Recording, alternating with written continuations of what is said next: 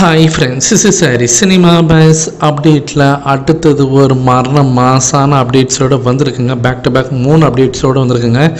First இப்போ Spotify app பார்த்தீங்கன்னாக்கா அஃபிஷியலாகவே இப்போ வந்து அனௌன்ஸ் பண்ணியிருக்காங்க.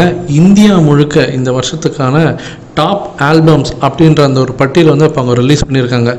ஸோ இந்த ஆல்பம் லிஸ்ட்டில் நம்பர் 1 பொசிஷனை பிடிச்சிருக்கிறது கூலி திரைப்படம் தாங்க.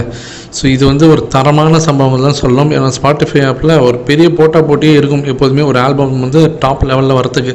ஏன்னா எப்போதுமே எல்லா படங்களும் ஆல்மோஸ்ட் பார்த்தீங்கன்னாக்கா அதில் வந்து போட்டி போட ஆரம்பிச்சிடும். ஸோ அதில் வந்து இந்திய அளவில் நம்பர் 1 பொசிஷனை பார்த்தீங்கன்னாக்கா இப்போ கூலி ஆல்பம் தான் பிடிச்சிருக்கு. அதை வந்து ஒரு சூப்பரான ஒரு அனௌன்ஸ்மெண்ட். அடுத்து தலைவர் பார்த்தீங்கன்னாக்கா டாப் ஆஃப் த வேர்ல்டில் இருக்கிறாரு அப்படின்னு தான் சொல்லணும். ஏன்னா நியூயார்க் சிட்டியில் இருக்கக்கூடிய அந்த டைம் ஸ்கொயர்ஸில் இருக்கக்கூடிய இடத்துல ரஜினி சாரோடைய கூலி படத்தோடைய அந்த போஸ்டர் பார்த்தீங்கன்னாக்கா அந்த ஆட் ப்ரொமோஷன் பண்ணியிருக்காங்க. ஸோ கண்கொள்ளா காட்சியாக தான் இருக்குது. ஸோ இதெல்லாம் வந்து பார்த்தீங்கன்னாக்கா தரமான சம்பவம் தான் சொல்லணும். என்ன இது படம் ரிலீஸுக்கு முன்னாடி இதெல்லாம் பண்ணியிருந்தாக்கா வேறு லெவலில் வந்துருக்கும். இப்போ சன் நியூஸில் அதை வந்து போட்டு காட்டியிருக்காங்க. Right, okay. இப்போ படம் வந்து $6.6 மில்லியன் மேலே வசூலை குவிச்சிருக்கு. ஜெயிலருக்கு அடுத்தபடியாக அமெரிக்காவில் அதிகமான வசூலை குவிச்ச படமாக இப்போ நம்பர் 2 பொசிஷனில் இருக்கு, ஆல் டைம் ஹையஸ்ட்டில். ஸோ இப்போ இந்த ப்ரொமோஷன் பண்ணுறாங்கன்னா இன்னும் எந்த அளவுக்கு பூஸ்டப் பண்ண முடியும் இந்த படத்தோடைய வசூல் அப்படின்றதுக்காக பண்ணுறதுக்காக கூட இருக்கலாம்.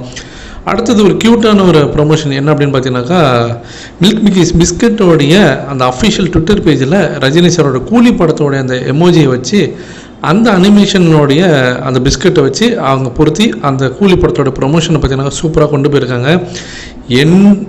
என்றென்றும் யூரேட்டட் அப்படின்ற மாரி ஏதோ போட்டிருக்காங்க. ஸோ அதெல்லாம் பார்க்கறதுக்கு வேறு லெவலுக்கு, அதாவது இந்த படத்துக்கு சென்சார் கிடச்சிது அதனால் படத்தை யாரும் பார்க்க மாட்டாங்க போக மாட்டாங்க சொன்னதுக்கு மில்க் மிக்கீஸ் கம்பெனியே பார்த்தீங்கன்னாக்கா அவங்க ஒரு தரமான பதிலடி கொடுத்துருக்காங்க. என்றென்றுமே அவர் வந்து யூரேட்டட் தாங்க, தலைவர்னால் அதெல்லாம் தான், அதெல்லாம் ஏன்லாம் நீங்கள் பார்க்கவே கூடாது அப்படின்ற மாரி போட்டு அவங்களோட பிரிட்டானியா பிஸ்கெட்ஸ் வந்து அவங்க வந்து ப்ரொமோஷன் பண்ணுறாங்க. தலைவருடைய அந்த அனிமேஷன்ஸ் இதை வச்சு கூலி படத்தோடைய அந்த எமோஜி வச்சு. ஸோ இதெல்லாம் பார்க்கும்போது வேறு லெவல் தரமான சம்பவம் தான் நான் சொல்லுவேன். இதை பற்றி உங்களுடைய கருத்துக்கள் என்ன அப்படின்றது கீழே சொல்லுங்கள் ஃப்ரெண்ட்ஸ்.